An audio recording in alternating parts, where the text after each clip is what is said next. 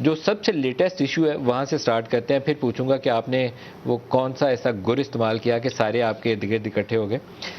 27 تاریخ جو ہے اس کی کافی اہمیت اختیار کر گئی ہے۔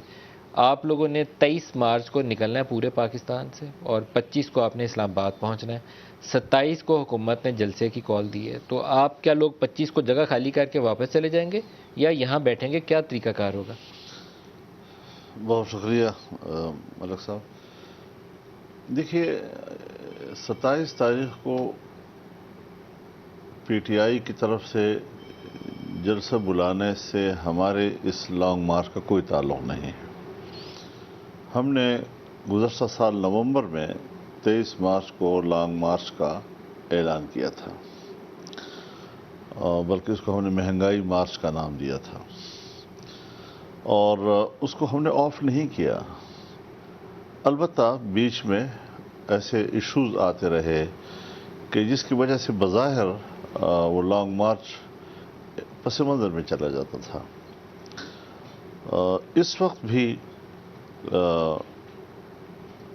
شاید ہم اس پر نظر ثانی کرتے کہ اگر عدم اعتماد ہم نے پیش کر دی ہے اور ہمارے پاس نمبر بھی پورے ہیں تو ہم لانگ مارچ کریں یا نہ کریں، شاید ہم نظر ثانی کرتے اس کے اوپر۔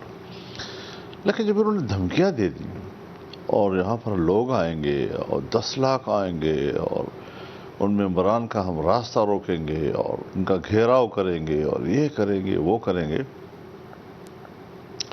تو اس صورتحال میں اگر ممبران پارلیمنٹ غیر محفوظ ہو جاتے ہیں تو پھر ہمارا فرض بنتا ہے کہ ہم ان کو تحفظ دینے کے لیے اس کو کاؤنٹر کریں۔